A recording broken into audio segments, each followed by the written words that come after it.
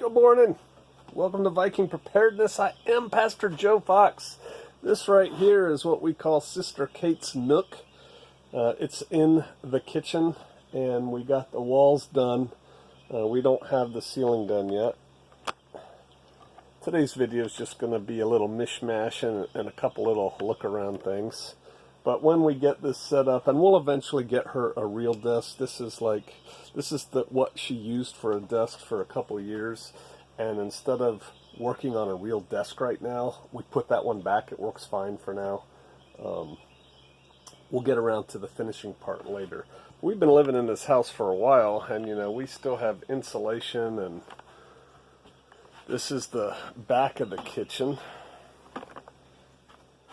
which we're going to talk about. That right there is our new Pioneer Princess stove. It has a back that's going to go on it. I know the lighting's not great. You can look it up on the internet. Wow, this lighting makes my beard look dark. I'm getting younger. Look at that. As we speak, Pastor Joe's getting younger. He's dyeing his beard. I'm not. I actually thought about dyeing it for deer season. Look at that. That's weird looking. All right. Look at the squirrel. A couple things. I'm going to talk about stoves in general, off-grid cooking and that kind of thing. But I just found this book again, The 4-Hour Work Week. Bear recommended it to me from the Bear Independent. And I got it, hung on to it for a while, didn't read it, opened it, started reading it, got busy, and then lost it in this huge cavernous house. But I finally found it, and it's an interesting book. If you have a regular job, if you're contemplating a regular job, 40, 50 hours a week, so that you can work towards retirement, I recommend you give it a look. I'm only that far into it. Not very far. And actually, I'm a little bit further than that. I started over because I hadn't read it for so long, but not that much further. But there's some good think pieces in here. Make you question why you do what you do and offer you alternatives. And just very briefly, we had a Shofarian who lived here for a while and then moved to Bali, Indonesia. Lives in a hotel on the beach. Young guy. And does internet stuff. What a concept. So, let me drink some more of this. I'll take you over there.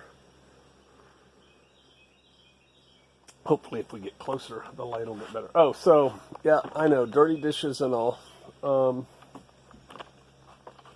Let's see if I can do this here. Is there anything here I don't want you to see? I don't think so. That is our Pioneer Princess stove. And it's going to go right up through my perfectly good roof right there,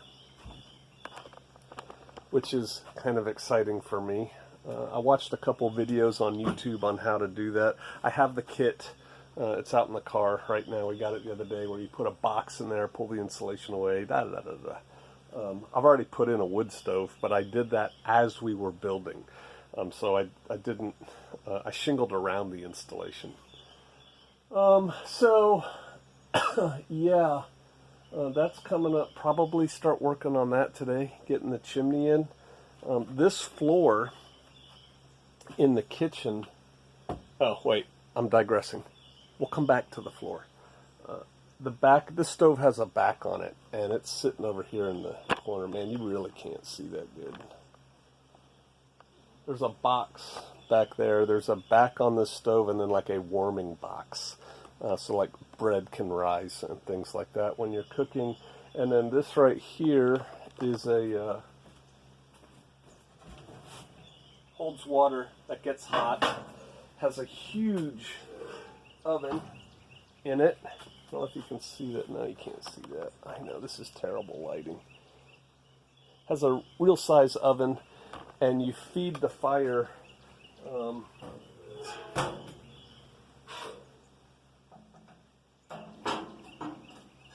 through that hole right there. So I have friends who have this stove. They love it. had one friend who got it. I went to his house. It was awesome. His wife cooked like a Thanksgiving meal in and on it. The whole top gets hot like a griddle. And then I subsequently sold a few to other friends by taking them to my first friend's house and showing them the stove. And they're like, oh yeah, I'm getting one of those. And so finally we have one.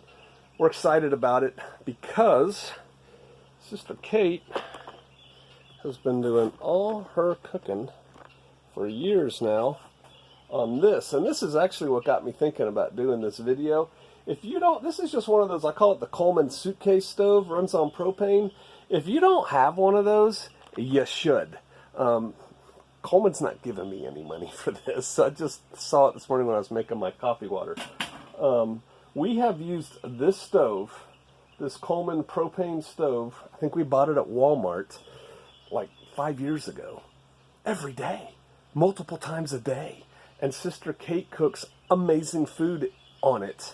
We have it, we used to run it right here. We would hook up the little 16-ounce bottles of propane. And they just burn out too quick and they're too expensive. So we just bought a hose attachment, and then down below there we have one of those 20-pound bottles of propane.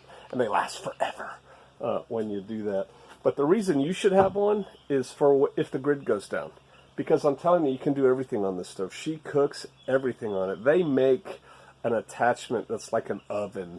It's really kind of chintzy. I think my son had one. Didn't really like it a whole lot. It's like a box that goes over the burner. It doesn't work that great. What my wife bakes in now, before we get this bad boy going, and I assume that she'll probably continue to bake in it during the summers when we don't want to fire this thing up, is a sun oven. It's a solar sun oven, and she bakes what she needs to bake: bread, pies, cake, you know, whatever in that. But yeah, these things aren't very expensive. These little Coleman stoves. And I say you'd get one of these, get the attachments for it, play with it a little bit, get yourself a 20-pound propane bottle. Here. Right there. And, because propane lasts, it doesn't go bad. And put that thing aside. And then if something happens, God forbid, you fire it up and you're cooking with gas, man. So, yeah. After we get this stove in, just giving you a little update of what we're going to do. It's kind of what consumes me right now. I've had other people ask me to do other projects. I'm like, nope, going to finish the house. After we get this stove in, chimney up, all that stuff, and done correctly through there, then we're going to drywall the rest of this kitchen. You can see I got wood up back in the office slash gonna be guest room slash right now. It was tool storage, and I moved most of it out, but not all of it. It's a mess. This is still a construction site, but this is like a guest room slash my office. I'll have a desk again over here. Ran out of the paneling up here. I'm not sure what I'm going to do up here yet. May buy more just like it, that siding. But out here, we're going to drywall. For fire concerns more than anything. That stove gets pretty hot. I don't know if I showed you that. We had to oh, all right. We'll talk about the floor now. Can you see that board right there sticking out? Yeah. This part of the house, when I built it originally, was supposed to be porch. Yeah, that wasn't even going to be there, this little opening to the rest of the house. This was going to be front porch, and we decided at the last minute, because of some things that changed, that we needed a bigger kitchen. And so, put a wall, put that wall up, and then extended the house out a little bit, so we have a 10 by 20 kitchen. Here's the problem. And this camera's doing it.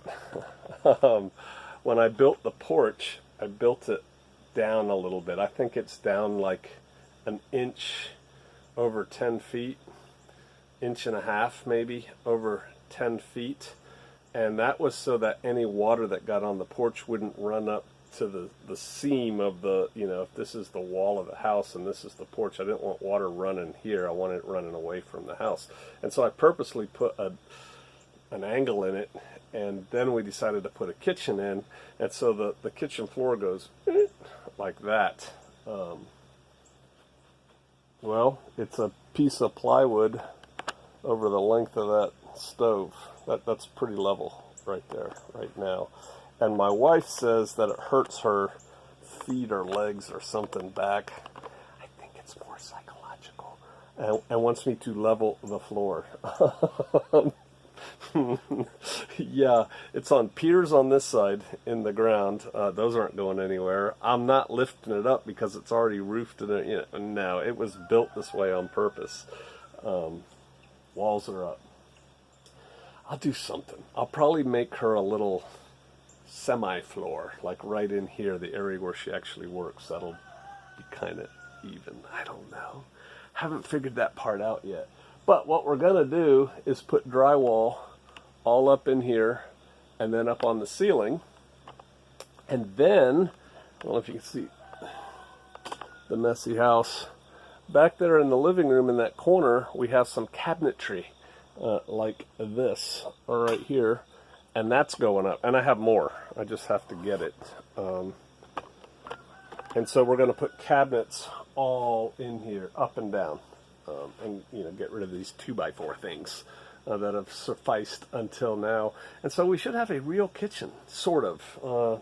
We have a sink, and J. John's squared us away with everything we need to have running water. So between him and Brother Tim, who hooked us up with solar, and another brother who gave us solar panels, yeah, we should have like hot and cold running water. J. John's gave us the heater too, which I haven't hooked up yet. There's only so much of me, guys. But that's going to get hooked up, and so we'll have hot and cold running water in a kitchen with drywall and cabinetry and a wood cook stove. And I don't know what we're going to do with the gas stove. That's kind of up to Sister Kate. We'll probably just keep it in here. Just put it on a counter or something. But that is the kitchen as it stands now. We're almost there. My goal was, and I think we might still be able to make it before winter, get the house finished inside, not including trim. Because trim and me don't get along. That's just like such a tedious little detail-oriented thing. And like I said, I paint in broad brush strokes, but we need to trim it out. But I figured, let's just at least get the house covered inside looking nice, then we'll trim. And basically I'm going to trim, because I've seen it at other places, with flat, probably 1x3s, half inch by 3 inch roughly. If I can find a place that does it rough cut, I'll get that. And we're just going to put them up in the corners and around, all the things. And like here on this doorway, we're going to have wide boards. And yeah, I know the easy answer is, Joe, use your sawmill and cut your own boards. Yeah, except I haven't even fired up the sawmill yet, and I kind of do want to get this done. So the next house will make the trim with the sawmill. But that's just an update of what I'm doing, what's going on here in the kitchen. I'm sorry the lighting's so bad. If you want to see what a Pioneer Princess looks like, just Google it, and you'll see. It's a cool stove. It's heavy.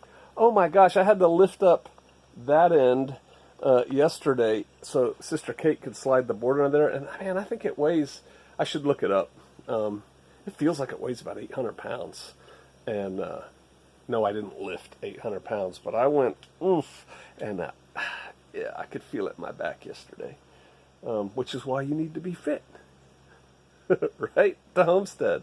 This is our freezer fridge right here, real full size. Brother Emmanuel, thank you, and the power from Brother Tim, so that makes it all work. And so life is getting better here. It's pretty good already. So that's the view this morning from the homestead. Comments, suggestions, whatever. I know it's a mess. I am me. I'm not one of those guys that's going to go pick up the house and make it look like, Mother Earth News or Southern Living or one of those magazines and everything's perfect and put in its place. This is how it is. So my wife will probably be angry when you showed my messy kitchen. All right. I'll see y'all out there.